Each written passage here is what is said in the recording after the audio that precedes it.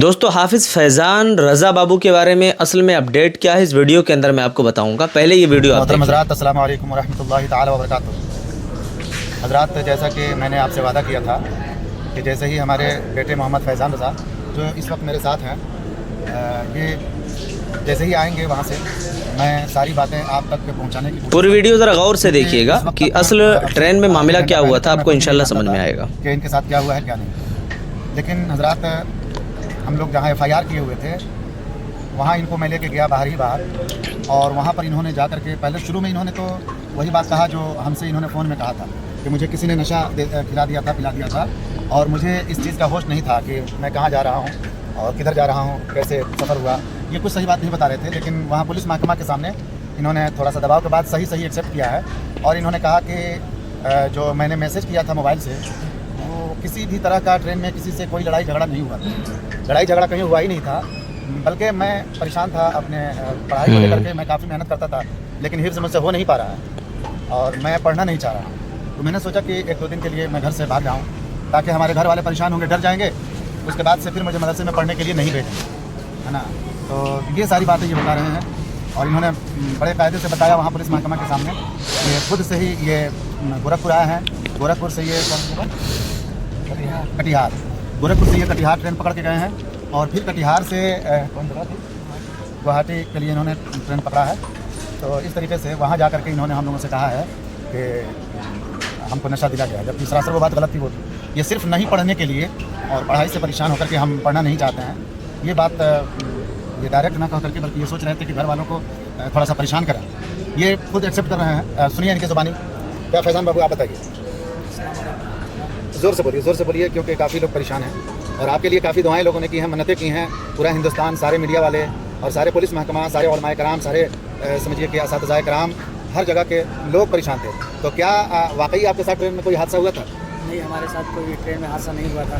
کسی نے آپ کے ساتھ کوئی مار پیٹ کی تھی؟ نہیں, ہمارے ساتھ کوئی بھی مار پیٹ یا کوئی بھی حادثہ ہمارے ساتھ نہیں ہوا تھا. اچھا, جو بات مطلب مجھ سے بتایا ہے, جو میں ابھی بولا ہوں وہی بات ہے. جی, یعنی کہ آپ نے خود اپنی مرضی سے یہ سارا کام کیا ہے, کسی بھی نشے کی حالت میں ایسا کچھ نہیں ہوا؟ نہیں, کوئی بھی نشہ نہیں. تو حضرات آپ نے سن لیا, انہوں نے اپنی غلطی کو ایکسیپٹ کیا ہے. تو پورے دیش واسیوں سے آپ کیا کہنا چاہیں گے آپ اپنی اس غلطی پر؟ میں بہت شرمندہ ہوں کہ میں نے یہ قدم اٹھایا. میں یہ نہیں چاہتا تھا کہ یہ اتنا بڑا سوال مدعا یہ اٹھ جائے گا. مجھے اتنا نہیں خبر تھا کہ یہ مدعا اتنا زیادہ اٹھ جائے گا. مجھے بس گھر والوں سے ایسے ہی بس ڈرانے کی وجہ سے میں ایسے کام کر گیا اور مجھے بہت شرمندہ خبر نہیں تھی بھائی کو. ہو رہی ہے. میں سب سے معافی مانگنا چاہتا ہوں, مجھے سب لوگ معاف کر دیجیے. میں گناہگار ہوں, میں مانتا ہوں سب کے دل کو ٹھیس پہنچی ہے. میں بہت بڑا گناہگار ہوں اور آئندہ سے میں کبھی بھی ایسی حرکتیں نہیں کروں گا اور ہمیں آپ سب لوگ معاف کر دیجیے گا. تو حضرات آپ نے سن لیا, میں نے جیسا وعدہ کیا تھا کہ جیسے ہی مجھے ملیں گے انشاءاللہ تعالیٰ ساری باتیں منظر عام پر آئیں گی اور بالکل میں اپنے وعدے کے مطابق. دوستو کہتے ہیں نا کہ مدرسے کا طالب علم اگر شیطانیت پر آتا ہے تو شیطان بھی بیچارہ پریشان ہو جاتا ہے. دیکھیے پورے ہندوستان کو اس لڑکے نے پریشان کر کے رکھ دیا. بہرحال آخر میں معافی مانگی اور لوگوں سے کہا, اپیل کری کہ بھائی میری وجہ سے مجھے نہیں پتا تھا کہ یہ معاملہ اتنا آگے تک چلا جائے گا. ظاہر سی بات ہے کہ ہندوستان کا اس وقت جو ماحول بنا ہوا ہے, فتنے کا ماحول ہے, نفرت کا ماحول ہے, اختلاف کا ماحول ہے, اور ایسے وقت میں اگر اس طریقے کی چیزیں کوئی بولتا ہے, ظاہر ہے کہ انہوں نے اس ویڈیو کے اندر واضح بھی کیا کہ بھائی لڑکا پڑھائی کی وجہ سے پریشان تھا اور یہ چاہ رہا تھا کہ میں اس طریقے کی باتیں اگر اپنے والدین کے سامنے رکھتا ہوں تو شاید وہ لوگ مجھے پڑھائی پر زور نہ دیں اور مجھے جو ہے اس سے چھٹکارا مل جائے. لیکن میں کہنا چاہتا ہوں بھائیو, یہ پیغام میرا تمام طالب علموں کے لیے کہ آج آپ نئے ہتھ کنڈے اپنا لیتے ہو نا کہ نہیں مجھے پڑھنے کے لیے نہ جانا پڑے یا پھر پڑھائی نہ کرنی پڑے, بہت اچھا رہے گا, بہت مزہ آئے گا. یہ وقتی طور پر جو آپ کو مزہ ملے گا نا, 1 سال 1.5 سال 2 سال جو بھی آپ انجوائے کرنا چاہو, لیکن اس کے بعد کی جو زندگی آپ کی شروع ہوگی نا, جب آپ اس عمر میں پہنچو گے جس عمر میں آپ کے جو اپنے کلاس ساتھی ہیں وہ پڑھ کر کے فارغ ہو چکے ہوں گے, تب آپ کو افسوس ہوگا کہ کاش یار میں پڑھ لیا ہوتا تو میرے لیے بہت بہتر ہوتا. ہم لوگ بھی طالب علم تھے ایک زمانے میں, ایسا نہیں کہ میں پڑھنے سے نہیں بھاگا ہوں, میں بھی بھاگا ہوں. میں نے بھی اپنے بیگ چرائے ہیں, چھپائے ہیں, ہاں مجھے بھی پتہ ہے. لیکن ہاں اتنا بڑا آدمی مطلب لوگوں کو گھما دے, پورے گھر والوں کو, یہ چیز میں نے کبھی نہیں کری ہے. ظاہر ہے کہ اندازہ بھی نہیں تھا. ہاں وہ بچپن میں جو چھوٹی چھوٹی غلطیاں ہوتی ہیں کہ چلو آج پڑھنے کا موڈ نہیں ہے تو کہیں بھاگ چلیں, وہ چیزیں ہوئی ہیں. لیکن الحمدللہ اس کے باوجود بھی اللہ تعالیٰ نے تھوڑا بہت جو علم اللہ نے دیا, اللہ تعالیٰ کا میں شکر ادا کرتا ہوں الحمدللہ.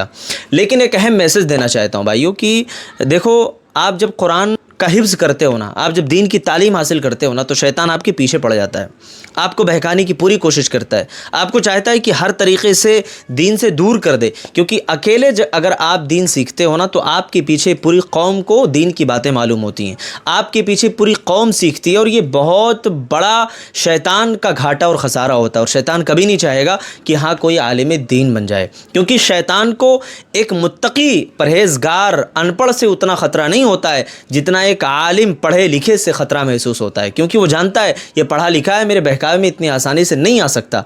लेकिन हाँ, अगर वो बहकावे में आ जाता है तो देखो आप, पूरे हिंदुस्तान को परेशान करके रख दिया। हर कोई बेचारा दुआएं कर रहा है कि भाई क्या हुआ, शायद किसी ने दवा पिला दिया हो, शायद किसी ने कुछ कर दिया हो। और घर पर भी मैसेज किया, आपने मैसेज भी पढ़ा होगा कि अब्बू मैं छुप करके मैसेज कर रहा हूँ, कुछ लोगों से लड़ाई हो गई है। हाँ, तो इस तरीक़े की चीज़ें। अच्छा, उसके कुछ दिन के बाद एक और तालिब इल्म का वाक़या पेश आया। अब पता नहीं वो वाक़या ऐसे ही सच्चा है कि क्या है मामला।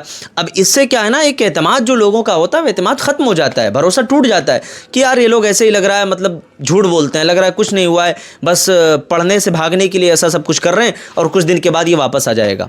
हाँ, तो एक एतमाद लोगों का ख़त्म हो जाता है। अभी देखिए कि लड़के के वालिद ने खुद इकरार किया कि पुलिस वालों ने जब दबाव डाला और कहा कि सच बताओ, सही सही बताओ, तो कहा कि नहीं, किसी से कोई लड़ाई नहीं हुई थी, कोई मसला नहीं था, बस मैं पढ़ाई से भागने के लिए सारी चीज़ें कर रहा था। तो भाइयों, मैसेज ये देना है आप सबको, पैगाम ये है कि अपने बच्चों को नसीहत ये करो कि दीन की अहमियत बहुत ज़्यादा है ना, दीन का इल्म हासिल करें, है ना। ये बहुत कीमती सरमाया है, और वक्त जो है ना तलवार की तरह, अलवक्त कस्सैफ, अगर इसको नहीं काटोगे तो ये वक्त तुम्हें काट करके रख देगा, है ना। तो गुजारिश है इस वीडियो के ज़रिए से, देखिए फैज़ान साहब कहीं गायब वायब नहीं हुए थे। हाँ, ये ख़ुद से भागे हुए थे और फिर वापस भी आ गए, और इन्होंने सारे लोगों से माफ़ी भी मांग ली है कि भाई अल्हम्दुलिल्लाह मेरे साथ कुछ ऐसा मसला जो है ट्रेन के अंदर नहीं हुआ था। अल्लाह का शुक्र है अल्हम्दुलिल्लाह।